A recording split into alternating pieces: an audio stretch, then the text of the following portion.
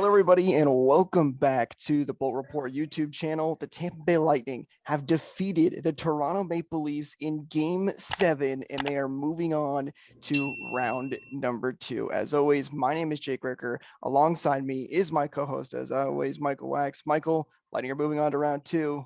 It's going to be a fun time as we get set to take on the Florida Panthers. How you doing?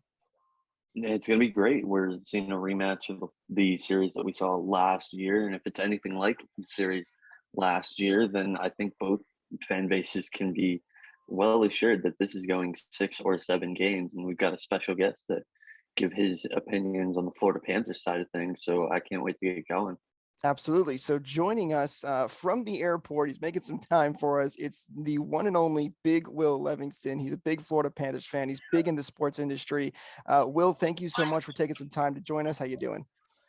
Hey, thanks for having me. This is awesome. I am so excited about the Florida Panthers getting through to the next round. Finally, the first time in my entire 21-year history. It's been 26 years total.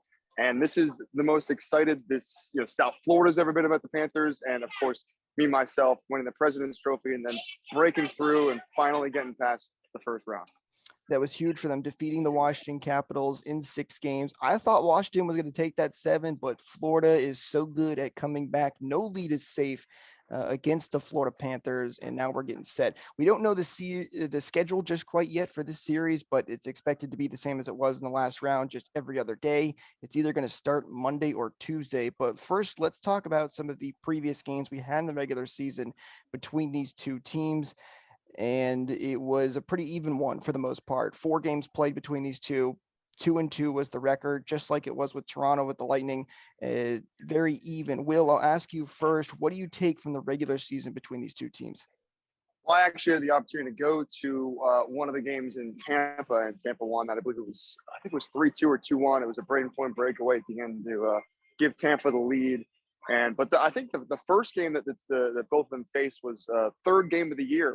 The Panthers started 2-0. They got to 3-0 with a awesome 3-2 victory over the Bolts when Spencer Knight was starting in that. But as always, they're hard-fought battles. They're close, and even in the regular season, you see a lot of chippiness, a lot of fight, a lot of aggression. It's almost like playoff-like atmospheres in the regular season when these two teams face. So it's going to be even more elevated in the playoffs, and they're rivals. I mean, this is a growing rivalry, and these two teams. They faced last year in the first round. They do not like each other, and the intensity is going to be at an all-time high that I think we've ever seen in the series in the last few years, at least with the Florida Panthers.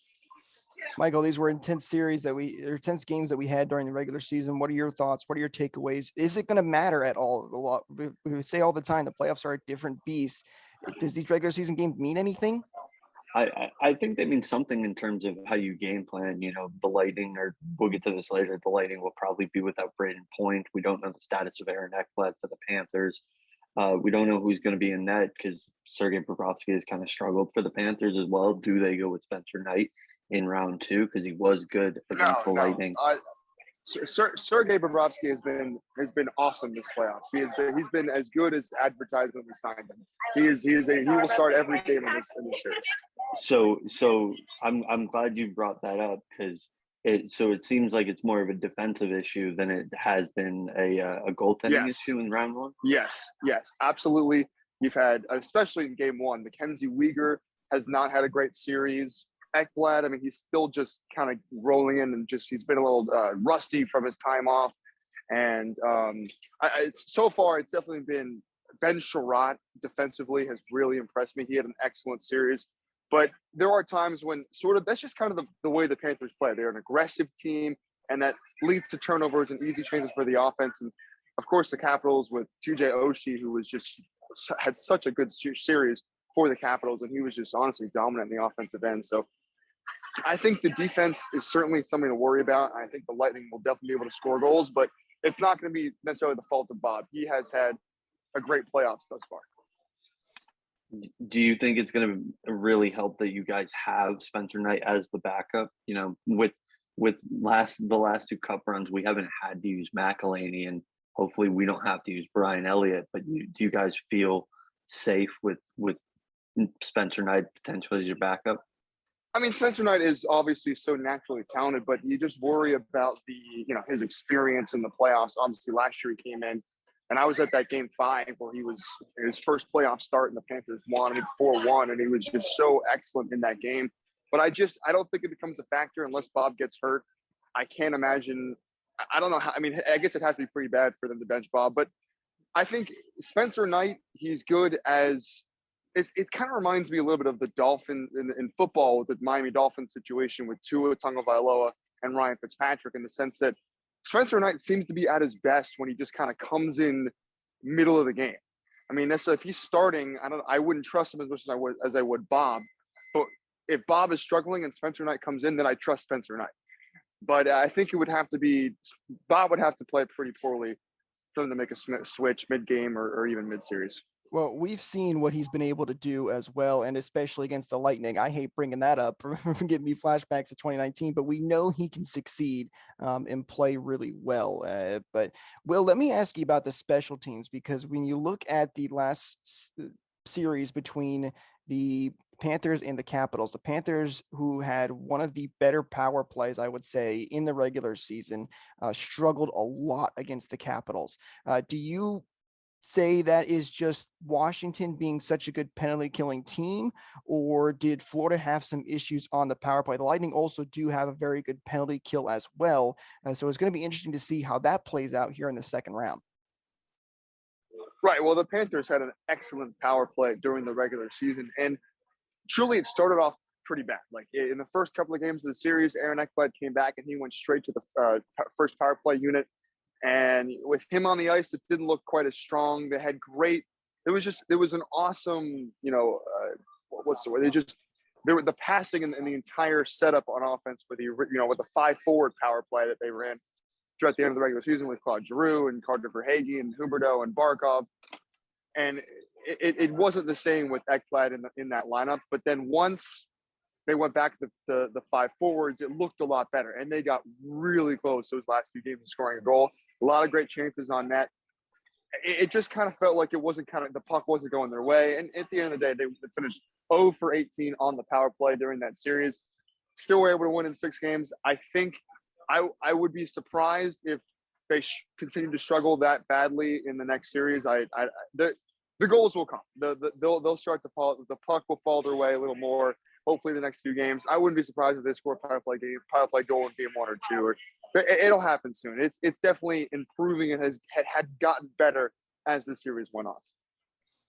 The next thing I want to ask you guys about is who's going to be these difference makers in this series. We saw for the Lightning last night in game 7, it was Nick Paul, who kind of came out of nowhere. I mean, Lightning fans know how good he's been for them since coming over, but I think it shocked Toronto fans a little bit as Nick Paul scoring both the goals for the Lightning and ultimately getting them the win in game 7. So Will, I'll start with you again here. Who is your difference maker for the Florida Panthers in round 2? Who is going to get them a big win here in round 2 and potentially win them the series?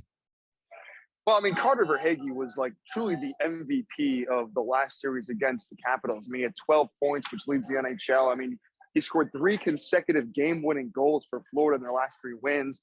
He was, dominant on the offensive end. And even his goal, the 4th goal, the game-winning goal in game 5, he made a great defensive play, back check, and then brought it up over the offensive end. And it was a great pass up ahead from Claude Giroux. But I think at the end of the day, the big difference maker in this game, when he really turned it on in game 5 and 6, is Claude Giroux. Of course, the trade deadline acquisition from Philadelphia, been a Flyer for the last 16 years. He looked like a truly great player. I mean, this is the kind of guy that you want on your team in the playoffs. And he was excellent. That great deep move to beat Samsonov for the 5th goal again in game 5. And then once again, had an awesome goal on from a pass to Ekblad in game 6, and then a great pass to Verhaeghe in overtime to win that game and win the series. Claude Giroux, he just always seems to be in the right spot and make the right passes. And he's somebody you trust in the offensive zone to just kind of get it inside in front of the net and give yourself some good chances. I think I was a little disappointed with the performance of truly our 2 best players, Huberdeau and Barkov. Barkov finally got through and scored a goal in game 6 to take the 3-2 lead. But Huberdeau, I think he only has 1 or 2 assists, and he only has about a goal that entire series. He wasn't his Hart Trophy almost finalist self that we saw all season. So we'll see if he can kind of make be a little better in the next series. But I think the guy that you want, the guy that I would look for would be Claude Giroux. Michael, what about the difference makers for the Lightning? So when we talk about the Lightning, Nikita Kucherov's got to be a lot better. This first series, I thought he was one of the worst players on the ice for the Lightning, and that comes with scoring over a point per game. He was the leading scorer for the team. But defensively, he was not good. He had a couple of really bad passes that led to Toronto chances and Toronto goals. And I believe it was 5 of his 8 points came on the power play. Like, you cannot be a power play specialist in playoffs, because let's take away what we saw in round 1. I don't think the rest of the playoffs are going to be called like round 1 was called, where there was a power play every 5 seconds. You have to be better at 5-on-5. He was visibly frustrated in what seemed like every single game. If the Lightning are going to advance, he's going to have to be a lot better, especially with the absence of his number 1 center. Yeah, and Kucherov is somebody who can completely change the game, as we've seen him do before. And when he gets frustrated, things usually start to fall a little apart for him. So hopefully that doesn't happen. That might be a key for the Panthers, though, is to try and get under Kucherov's skin. Will, I know you have to go, so I want to get you out of here. One last thing I want to ask you about here, though. I want you to give me your couple of keys on how the Panthers can win this series, and then your series prediction for this round 2 here against the Battle of Florida. I mean, first of all, it's going to be an awesome battle, and there's just going to be so much aggression. I think the Panthers, it's going to be about special teams. They got to get their power play going. You can't beat a team as experienced, as good as Tampa without scoring on the power play, and of course power kill as well. And their power kill was generally pretty good against the Capitals, and Ovechkin, they held him in check for most of the series. But I think at the end of the day, this is going to be a battle between goalies. Bobrovsky, if he can play as well as he did, especially in the first couple of games against the Capitals, and Vasilevsky, I mean, we know who he is. We know how great he is. And honestly, he lives in my nightmares. I am petrified of Andrei Vasilevsky. The big reason why I would have much rather played the Maple Leafs, because I just think that he is a robot. He is bionic. He is not a human being. He is the best goalie I have ever seen. And if he is playing to the absolute peak that he can play, then the Panthers, it's going to be extraordinarily tough. If it's not going to be extraordinarily tough already, I'm gonna take the Lightning in this one. I'll go 7 games. I think the Panthers can take it to 7, and it would be heartbreaking for them to lose at home for 7. But the Lightning, they just went on the road in Toronto and broke the Maple Leafs' hearts once again. But it's going to be an awesome series. I think it's going to be close all the way. The Panthers, as you said, the turnovers of the Lightning, Panthers can take advantage of that, and their offense, how loaded it is, they'll be able to score some goals and get by Vasilevsky. But at the end of the day, I think in that Game 7, you're going to see a lot of what you saw last night, in the sense that a lot of great chances for Florida, but Vasilevsky just stands tall and the Lightning get the win. A lot of fan bases would agree with you that they're very sick of Andrei Vasilevsky, and major respect to you for even picking the Lightning in your prediction, even though I know you're a big Panthers fan. Well, hey, best of luck to you guys. Hopefully it is a great series. It's great for the state of Florida. I know a lot of fans are looking forward to this. Will, thank you so much for taking some time out of your day to join us. I appreciate it. Thank you for having me. Yeah, it's going to be an awesome, great for the sport of hockey in this state, and just great for everybody involved. Really excited for it. Thanks, guys. Thank you. There again, there's Will. I will link his social medias down below if you want to go check him out. He is a big football fan as well, covers a lot in the NFL world. So be sure to go check him out and give him a follow. But Michael, before we wrap things up and get out of here, let's talk about our own series predictions and our keys to the series for the Tampa Bay Lightning. We saw a lot of big, silly penalties that the Lightning would take in the series against Toronto. I know, there's too many men on the ice calls. You cannot do that again. And even though the Panthers' power play was 0% in that first round, again, something you cannot do, because if you give Florida a chance to build some momentum on that power play, it could be very dangerous. Yeah, it was just absurd, the amount of too many men penalties that were called against the Lightning. And you know what? We complain about the referees, completely justified. That is on John Cooper. That's on the players. You cannot be taking those types of penalties in the playoffs. Now, will the officiating get better or worse in round two overall? I think it's Probably probably going to worse. get worse. Um, as far as how many, like what they're going to call, but as far as how much they're going to call, I actually think that's going to decrease. So when you have those opportunities on your power play, it's crucial that you build momentum. And when you have those opportunities on penalty kill, I really didn't love the initial Matthew Joseph trade because I thought he was the Lightning's best penalty killer. But when you've got people like Anthony Cirelli and Nick Paul and Pierre-Edouard Bellemare and Brendan Hagel, Palat's killed a couple penalties. You have the penalty killing forwards. I think it's the key to get the defensemen to stay out of the box because you don't have a lot of penalty killing defensemen. Yeah, it's going to be interesting to see how things are called because a lot of people thought, well, playoffs are starting, things are going to turn down. They weren't in the first round, and it'll be interesting to see if that continues in the second round or if we're going to have a lot less called again, but only time will tell. The other big thing for the Lightning is, listen, we don't know. We haven't heard anything about Brayden Point. We're probably not going to know until we get closer to this round starting, but I would be surprised to see him play a game in the second round. There's a strong possibility he could be done for the rest of the season. That did not look like a good fall. I'm hoping I am dead wrong on this and he will be back, but that could be a major loss for the Lightning. How do they respond to not having Brayden Point if he's out for an extended period of time? I think your two options are you either bring Anthony Cirelli up to line one and have him pair with Palat and Kucherov, or you put Stamkos as the number one center and go with Palat, Stamkos, Kucherov. And while I'd rather not have option two because I don't think that Stamkos and Kucherov meshed well in these playoffs, Kucherov was a -5 going back to he has only scored on the power play. Those are some poor numbers from Nikita Kucherov, and it really feels like if that's your mega death offensive line minus Brayden Point, add Andre Palat, and they're being stuck in the offensive zone or in the opponent's offensive zone, it's not going to be a good time for you guys in this series. So I would put Cirelli on line one. I would bump up probably Perry to play more on line two, maybe rotate Bellemare for some defensive zone draws. I would keep that third line intact though, because they've been very, very solid. And hopefully Brayden Point is back and he is okay or is only missing a couple of games. I've already been Googling how to donate my leg to him. Poor guy. I felt so bad for him on the bench, but only time will tell. And as soon as we find out, we will let you guys know.